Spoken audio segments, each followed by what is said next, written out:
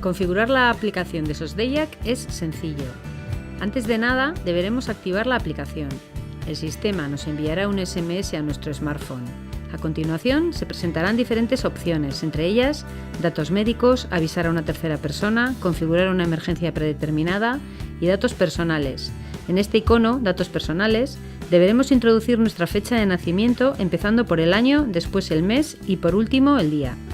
El resto de opciones nos permitirán aportar información relevante para los servicios de emergencia, tales como referencias médicas o personales. El icono Ajustes nos dará la posibilidad de elegir el idioma en el que deseamos interactuar, euskera, castellano o inglés. Utilizar la aplicación refuerza nuestra seguridad.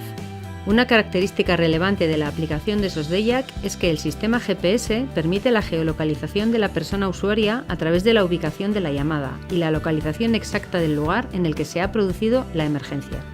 En la página principal de la pantalla existen dos opciones para contactar con el 112. La primera de ellas, situada en la parte superior, posibilita la comunicación telefónica directa. La segunda opción, situada en la parte inferior, permite determinar el tipo de emergencia sin necesidad de utilizar el recurso de la voz. En la aplicación de Sosdeyak se recogen 4 tipos de emergencias: accidentes, fuego, urgencias médicas y emergencias policiales. Cada una de estas opciones dispone a su vez de diferentes casuísticas. Sea cual sea la problemática, podemos notificar la emergencia concreta de forma fácil y enviarla al centro de coordinación Sosdeyak, teniendo siempre en cuenta que gracias al sistema GPS, nuestra ubicación será detectada en todo momento.